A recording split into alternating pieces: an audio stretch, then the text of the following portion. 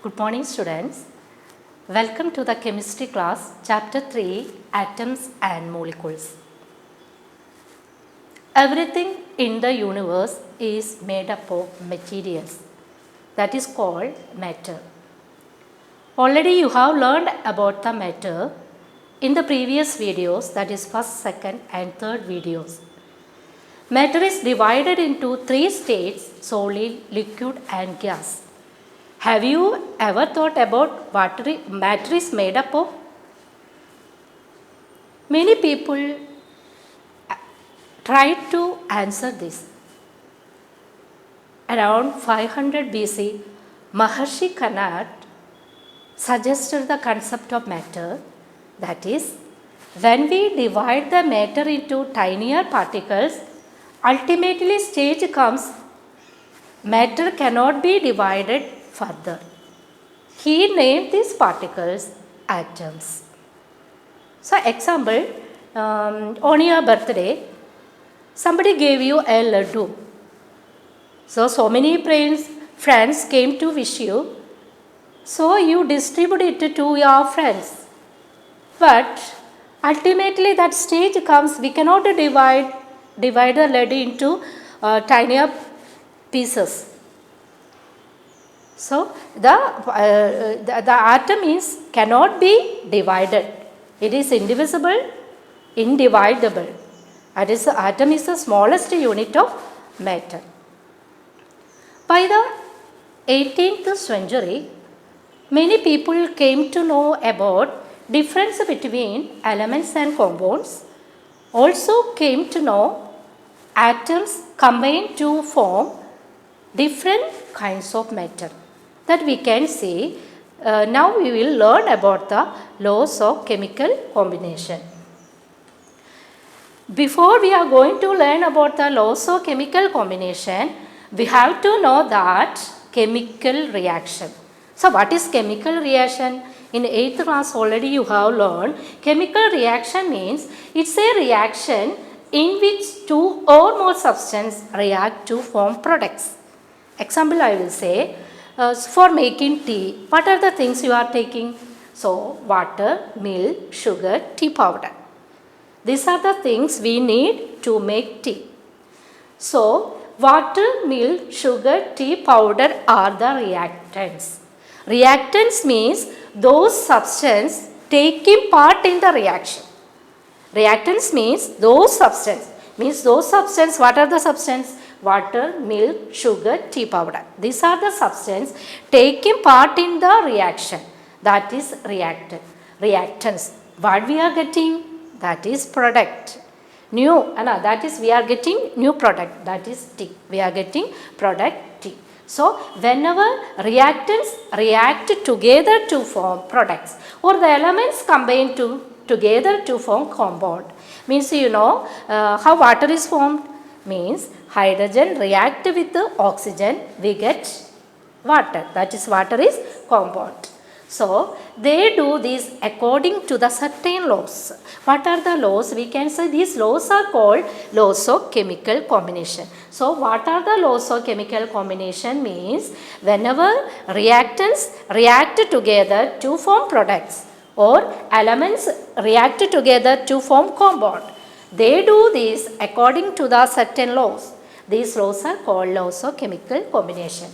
So, Anthony Lavoisier established two important laws of chemical combination. What are the two important laws? First law is law of conservation of mass. First law is law of conservation of mass. Law of conservation of mass means, example, you know that already I told you how water is formed. Means two molecules of hydrogen react with one molecule of oxygen gives two molecules of water. Here you see 2H2 plus O2, that are the reactants. First example you see that to make the tea we needed reactants. Some of the things we needed means tea powder, water, milk, everything we say. Here to produce the water we need hydrogen and oxygen, that is reactants. So, new things products are formed, that is 2 molecules of water. See here you are see that what is the mass of the hydrogen? Mass of the hydrogen is 1. Mass of the oxygen is 16. So here we can see how many atoms are present here. 2 molecules of hydrogen. How many atoms are present in the 2 molecules of hydrogen? Here 2, then here 2. 2 into 2, 4. Then here oxygen, you know that mass of the oxygen is 16. How many atoms are present here? 2. 2 into 16. Then 2 into 16 we will get 4 plus 32, then 36 gram we will get. Here you see products. Then products you know 2, 4, here hydrogen 2. This 2 is not only for hydrogen, that's also for oxygen. So how many are there? 4. So 4 into 1. 4 into 1 mass of the hydrogen is 1. 4 into 1, 4. Plus 2. How many atoms are there? 2. 2 oxygen, 2 atoms are there. I told you 2 is not only for hydrogen, also for oxygen. So 2 into 16. 2 into 16 mass of the oxygen is 16. 2 into 16 that is 36 gram. So reactants 36 gram, products 36 gram. So mass of the reactants is equal to mass of the products. Then you can see that it states that mass can neither be created nor be destroyed during a chemical reaction. This means that in a chemical reaction, the total mass of the reactant, see here total mass of the reactant is 36 gram, equal to the total mass of the products. Here we see total mass of the products is 36 gram and there is no change in mass during the chemical reaction. So mass of the reactants is equal to mass of the products. This means that there was no loss or gain after the reaction. After the chemical reaction, there is loss or gain? No, nothing. 36 gram reactants, 36 gram products. So hence the data is agreement with the law of conservation of mass. First law already is over. Now we are going to learn second law. Second law is law of constant proportion or law of definite proportion. So according to this law, in chemical substance, the elements are always present in definite proportion by mass. So let us see the reaction in which water is formed. You know that how water is formed. 2 molecules of hydrogen react with 1 molecule of oxygen gives 2 molecules of water. So here you see that how many atoms are present in the hydrogen? 4. 4 into mass of the hydrogen is 1. 4 into 1, 4. Then how many atoms are present in oxygen? 2. Then what is the mass of the oxygen? 16. So 16 into 2, 32. So 4 upon 30 we will cut it, we will get 1:8 by mass. So means it cannot be something more than this. Means 2 is to 8, 3 is to 8 is wrong. It should be constant proportion. Ratio will be constant. Ratio by mass it will be constant, that is 1:8. Next we will learn about main postulates of Dalton's atomic theory.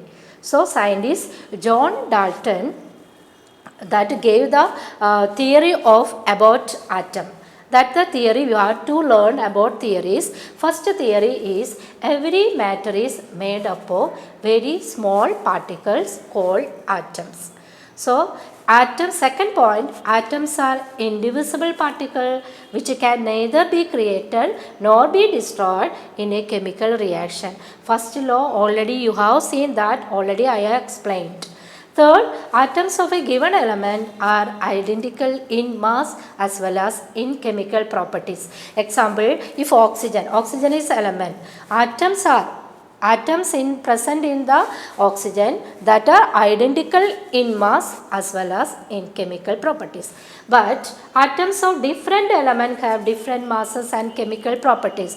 You know, mass of the hydrogen is 1. But mass of the oxygen is 16. So there is different in mass and chemical properties. Next point, atoms combine in the ratio of small whole numbers to form compounds. Means in water H2O, we can clearly see that the number of the ratio of the hydrogen to the number of the oxygen atom, there is 2:1. So what is the number? H2O. Water means what is the formula of water? H2O. How many atoms are present in the H hydrogen? 2. Oxygen 1. So 2:1. There is small whole number. Then another example we can see carbon dioxide. What is the formula of carbon dioxide? CO2. What's the number of carbon? So 1. Oxygen 2. So 1:2. That's the small whole numbers. Means atom combine in the ratio of small whole numbers to form compounds. Next we can see that what is an atom. We know that the atom is indivisible, individed particle, smallest unit of the matter. Momentum, these are the building blocks of all matter. So, a size of the atom is, atoms are very small and their radius is measured in nanometers. 1 nanometer means 1/10 meter, or 1 meter means 10 raised to the power 9 nanometer. So, next, what are the modern day symbols of atoms of different elements? Dalton was the first scientist to use the symbols for elements. These are the symbols. We can see that hydrogen, this is the symbol, phosphorus, copper, gold, carbon, sulfur, lead, platinum, oxygen, iron, silver, mercury. But it was more confusion for the people. So nowadays, the names of the elements are being approved by IUPAC. What is the full form of IUPAC? International Union of Pure and Applied Chemistry. So, who approves the names and symbols of the elements?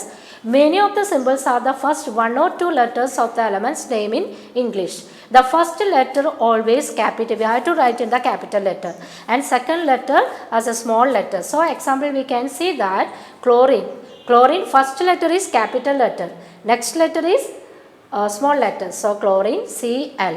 Zinc means Zn. Z is the first letter is capital letter and second is small letter. So, next aluminium, A is the capital letter, L is the small letter. So, symbols of some elements have been taken from their names in the different languages such as Latin, German, Greek, etc. So, we can see iron. Iron, what is the formula of iron? What is the symbol of iron is Fe. Fe, that is a Latin name from ferrum.